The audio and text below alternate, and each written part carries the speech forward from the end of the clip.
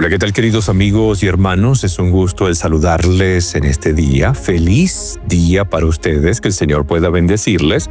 Bienvenidos a Lecciones de Vida, el espacio donde cada día repasamos y estudiamos la palabra de nuestro Señor.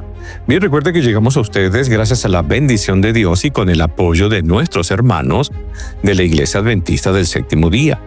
En la dirección general está nuestra amiga y hermana Andreina Muñoz.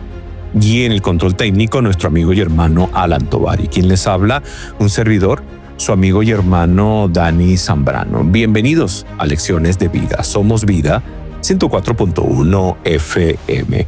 Mire, es un gusto saludarles en esta mañana. Ya hoy es lunes 12 de mayo y damos gracias a Dios porque hasta aquí el Señor nos ha ayudado y nos ha bendecido. Estamos en nuestra lección número 7, Fundamentos de la Profecía. Versículo de memoria, Isaías 6, versículo número 8. Después oí la voz del Señor que dijo: ¿A quién enviaré? ¿Quién irá de nuestra parte? Entonces respondí: aquí estoy, envíame a mí. En el contexto de Reavivados por su palabra, hoy nos corresponde la lectura de Génesis capítulo número 26. Génesis capítulo número 26. Bien, vamos a orar, apreciados hermanos, para iniciar nuestro estudio en el día de hoy. Querido Dios que estás en los cielos, agradecidos a ti por el nuevo día. Gracias por tu amor, gracias por tu bondad y tu misericordia. Pedimos, Padre Celestial, tu bendición en este día, y al estudiar tu palabra, te pedimos que seas tú hablando a nuestras vidas. Perdona, Señor, nuestros pecados. Te lo pedimos en el santo nombre de Cristo Jesús, nuestro Señor y nuestro Salvador. Amén y amén. Quisiera, apreciados hermanos, que pudiésemos por un momento ubicarnos en un contexto bien interesante de la historia de este planeta. Estoy hablando del momento cuando los redimidos estemos ya con el Señor por toda la eternidad. ¿Por qué quiero hacer este ejercicio? Porque vamos a ver algo interesante. Vamos a ver cómo Dios siempre ha estado allí. La presencia de Dios ha estado presente en medio nuestro. Dios, Emmanuel, Dios con nosotros. Y entonces en Cristo Jesús, los seres humanos hoy, no solamente tenemos garantía de nuestra salvación y tenemos la seguridad de la vida eterna en Cristo Jesús, sino también podemos nosotros estar convencidos de que un día estaremos con el Señor por toda la eternidad. Dice el texto en cuestión: cuando se da la bienvenida a los redimidos en la ciudad de Dios, un grito triunfante de admiración llena los aires. Los dos Adanes están a punto de encontrarse.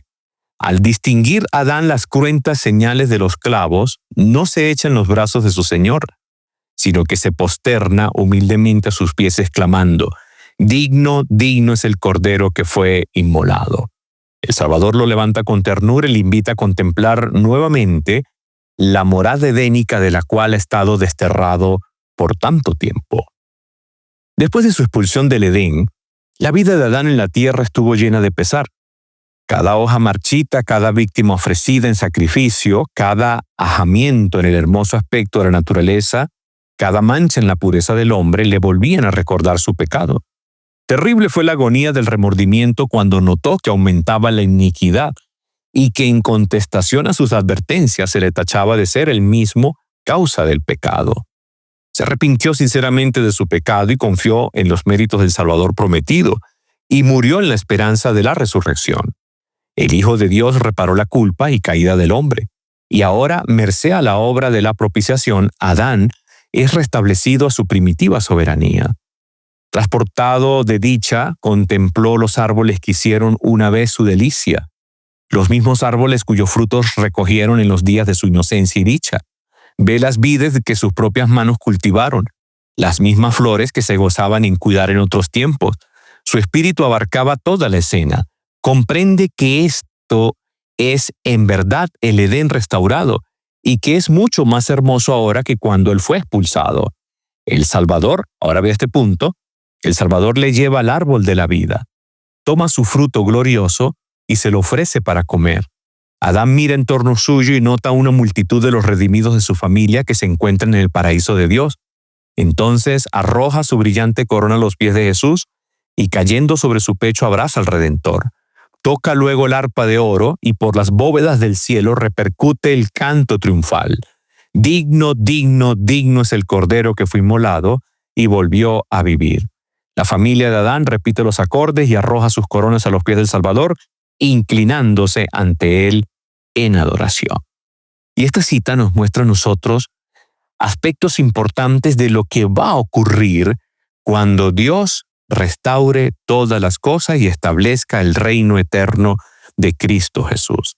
La presencia de Dios en medio de su pueblo, la presencia de Dios con su pueblo, la presencia de Dios con sus hijos, Dios habitando en medio de su pueblo y todos los salvos con él.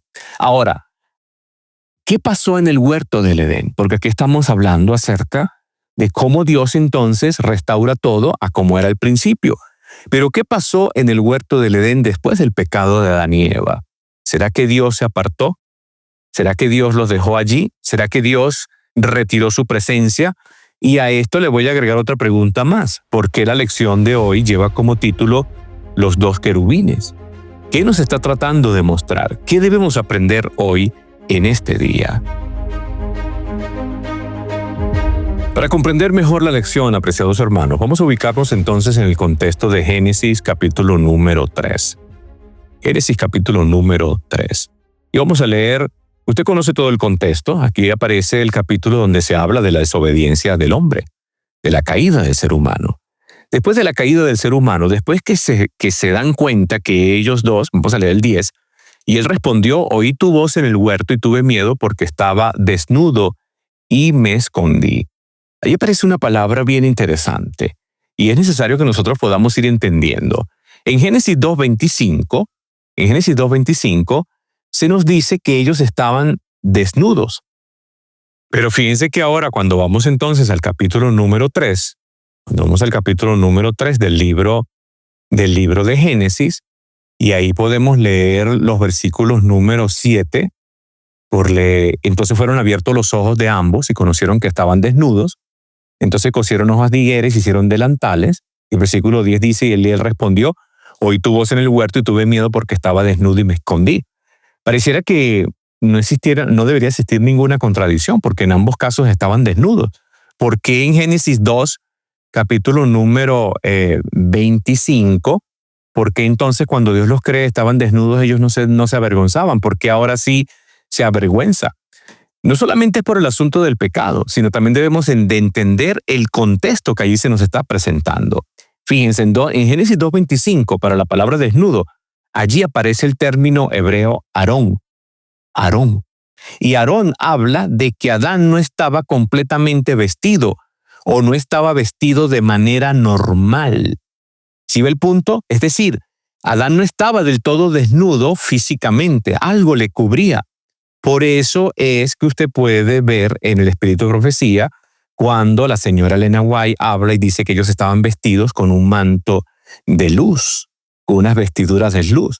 Por eso es que usted puede ver en el contexto de la parábola de la fiesta de las bodas, cómo aquel que no estaba vestido fue echado, vestido de acuerdo a lo que Dios exigía. Ahora, en el contexto del pecado, en Génesis 3, versículo número 7, Génesis 3, versículos 10 y 11, no aparece para desnudo la palabra Aarón, sino aparece la palabra Eirón. Y Eirón habla de que estaba completamente desnudo, físicamente no tenía nada. Y eso le causó vergüenza. Uno antes del pecado, el otro con el pecado. Entonces el pecado te lleva a tener vergüenza porque descubre la realidad de tu vida. ¿Sí entendemos el punto, mis queridos hermanos?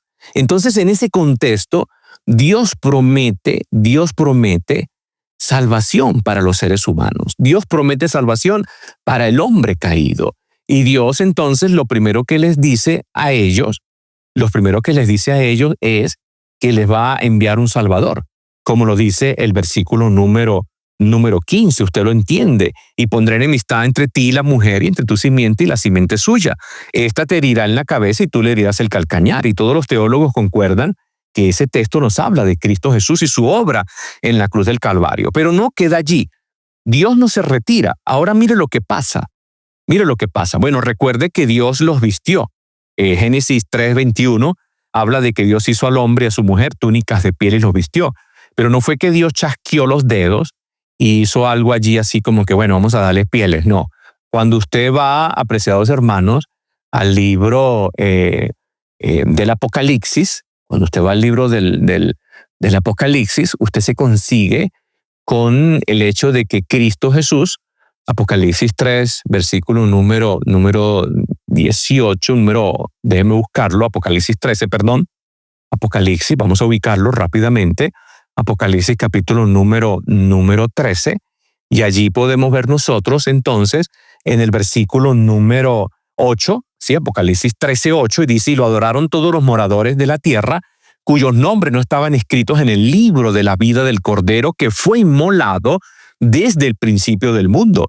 El Cordero que fue inmolado desde el principio del mundo. ¿Cuándo? Cuando Adán y Eva se hizo ese sacrificio que está implícito allá en Génesis 3, versículo número 21. Entonces Dios de ese sacrificio saca las pieles y se las coloca a ellos para hacerles ver de que ellos dependían ahora de la gracia de aquel que era el Cordero.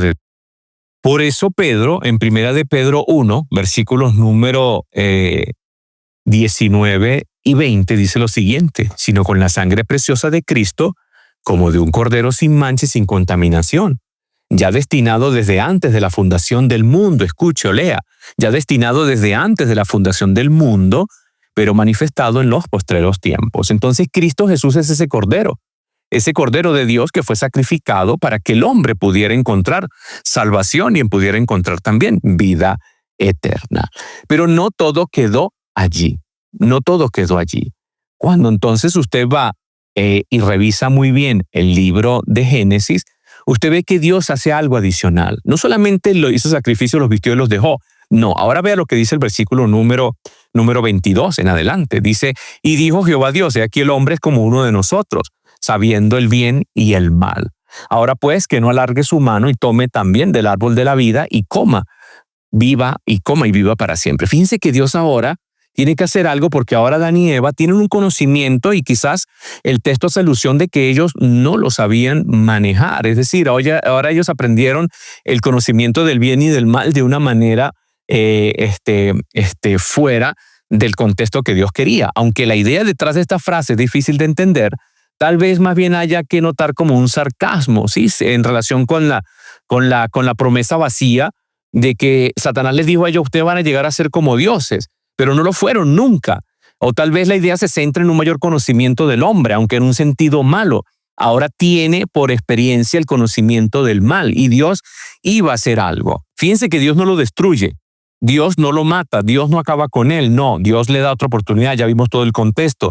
Pero ahora Dios entonces detiene al hombre, lo saca del huerto y además de eso evita que el hombre alargue su mano y tome del árbol de la vida y coma para siempre. Y eso lo hizo por misericordia. Dios protegió a Adán y Eva del horrible destino de tener que vivir para siempre como pecadores, por lo que les impide comer del árbol de la vida. Entonces lo saca del huerto, porque ahí dice la Biblia, echó pues fuera al hombre. No sabemos cuánto tiempo permanecieron ellos allí después de ese momento. No sabemos si Adán y Eva querían quedarse en el jardín del Edén. Ellos sabían que no sabían que iban a enfrentar en el mundo que no conocían. Ellos ahora querían estar allí. Era lo único que ellos conocían. Ellos conocían la presencia de Dios allí y ahora tenían que enfrentar solo el mundo y trabajar la tierra que ahora estaba maldita por culpa del pecado. Pero fíjense que no solamente pasa eso. Dios los expulsó y puso querubines al oriente del jardín del Edén. Y aquí viene algo bien interesante a lo cual usted y yo debemos de prestar mucha atención. Vamos a leer de nuevo, apreciados hermanos, el versículo número 24 de Génesis 3. Echó pues fuera al hombre y puso al oriente del huerto de Edén querubines y una espada encendida que se revolvía por todos lados para guardar el camino del árbol de la vida. En otra versión más ampliada, Palabra de Dios para Todos, dice lo siguiente: los expulsó y luego puso al oriente del jardín del Edén unos querubines y una espada en llamas que giraba para cerrar el camino de regreso al árbol de la vida. En el contexto original, ahí aparecen algunas palabras bien interesantes. Vamos a primero iniciar con la palabra oriente, ¿sí? Porque allí nos dice y los expulsó y luego puso al oriente del jardín del Edén. La palabra oriente, apreciados hermanos, la palabra oriente allí en el contexto original es la expresión Kedén. Y Kedén está hablando acerca es un término que se utiliza para hablar del lado oriental, del pasado, de lo que está atrás, de donde nace el sol. Ahora, en el contexto profético, el oriente siempre ha sido un símbolo relacionado con la salvación que viene de Dios. Usted debe de saber que Jesucristo vendrá en su retorno simbólicamente del oriente. Mateo 24:27, porque como el relámpago que sale del oriente y se muestra hasta el occidente, así será también la venida del Hijo del Hombre. El sello de Dios, con el cual serán sellados para salvación los hijos de Dios en el tiempo del fin para salvación, también vendrá simbólicamente del oriente. Usted lo puede ver, Apocalipsis 7, versículos 1 al 3. Y el mismo jardín del Edén en el paraíso estaba geográficamente al oriente. Como lo dice Génesis, versículo número 2, el verso 8. Entonces, fíjense que este lugar nos muestra entonces de dónde viene la salvación. Entonces aquí encontramos un primer elemento. Dios está colocando un sitio donde el hombre puede darse cuenta que allí hay salvación. Por eso entonces ahora tenemos que estudiar el segundo término que quiero que podamos entender. Y este término entonces es el que aparece allí y dice y puso al oriente del jardín. Puso al oriente del jardín. Y allí para la palabra poner o el verbo poner o esta expresión, pues sencillamente aparece el término shakán, que tiene que ver con descansar. Pero shakán también habla con la idea de hospedar, de hacer habitación, de morar, y morar para permanecer. Y esto es muy, muy interesante. Mire, voy a leer un comentario de un pastor protestante, y él hace el siguiente comentario con respecto a este asunto. Vea, expulsó al hombre y puso querubines al oriente del jardín del Edén. Dice lo siguiente este autor. Los querubines están siempre asociados con la presencia y la gloria de Dios. Y él cita Ezequiel 10, Isaías 6 y Apocalipsis 4. Textos donde aparecen los querubines delante de la presencia de Dios, los que guardan la gloria de Dios, los que están constantemente diciendo santo, santo, santo. Luego dice lo siguiente. Cuando los querubines se representan en la tierra, por ejemplo en el tabernáculo, marcan un punto de encuentro con Dios. Aunque a Adán y a Eva, sus descendientes, se les impidió comer del fruto del árbol de la vida por la misericordia de Dios, vean lo que dice este autor cristiano de apellido Guzik. Él dice, ellos podrían ir allí para encontrarse con Dios. Este era su santuario sagrado. Por tanto, era importante enviar un querubín con una espada encendida para guardar el camino del árbol de la vida. Interesante, apreciados. Y leo este comentario para que alguno no vaya a decir, bueno, está utilizando el espíritu de profecía o está utilizando algún texto de la iglesia adventista. No. Estamos utilizando un comentario bíblico de un pastor de nombre David Guzik. Y entonces él hace el comentario y él dice que este era un santuario sagrado. ¿Por qué? Porque allí estaba Shakán, la presencia de Dios. Dios habitó allí. Después que los expulsó, Dios no los dejó solo. Ahora, Adán y Eva entendían que ese lugar donde estaban ellos, del cual no querían salir, ellos podían encontrarse con la presencia de Dios. Tuvieron que salir.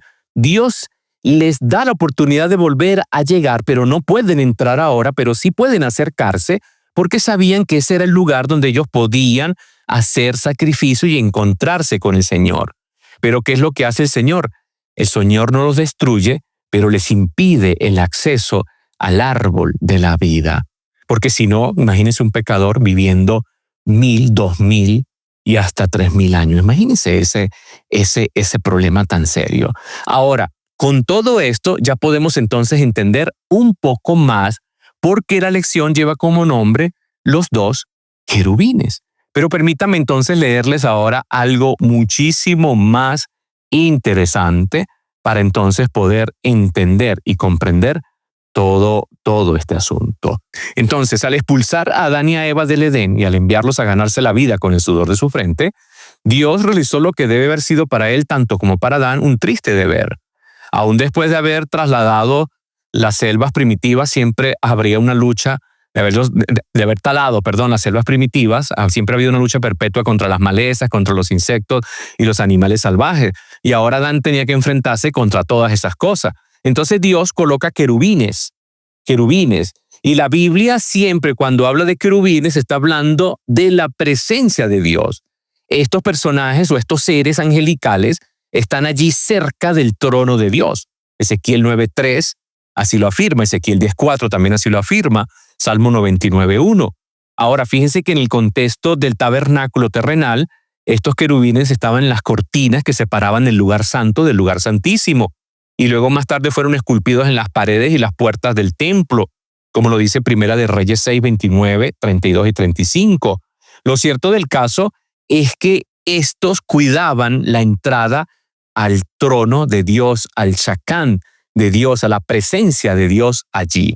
Pero ahora nos queda por resolver algo más interesante, porque la Biblia nos dice que entonces se colocó una espada en llamas que giraba. ¿Será que era un cuarto ser angelical? Un tercer ser angelical, perdón. ¿Será que era otra cosa que Dios colocó allí? ¿Qué es lo que dice el contexto original para poder entenderlo? Al ir entonces al contexto original, para la definición de espada, allí aparece una palabra que es jerek. Y la palabra jerek habla de una marca y se hace alusión como una especie de objeto afilado. Quizás por eso Moisés cuando vio la visión tradujo como espada. Pero además de eso se le agrega la expresión lahat. Y la expresión lahat habla de algo que es como brillante, de algo que está como encendido. Entonces tenemos tenemos este keret lahat que está como encendido y daba vueltas. Pero fíjense que está allí, ¿no?, junto a los querubines y está dando vueltas. Y la expresión allí para dar vueltas o daba vuelta es jafat. Pero lo que me llama la atención, apreciados hermanos, es que jafat específicamente no traduce como algo que está allí dando vueltas solamente, no, sino está hablando del aspecto de algo que brilla y que se mueve, algo que brilla y que se mueve. Entonces tenemos que ir al contexto original. Y cuando usted entonces revisa allí primero lo que tiene que ver con Shakán, estamos hablando de que Dios moró allí en el huerto del Edén. Su gloria estaba presente, por lo tanto estaban presentes los querubines. Y al estar presentes los querubines, ellos cubrían la gloria del Señor. Y entonces ocurre algo también bien interesante. Fíjense que se habla de una espada encendida. Recuerde algo, la luz siempre ha sido un símbolo de la presencia divina.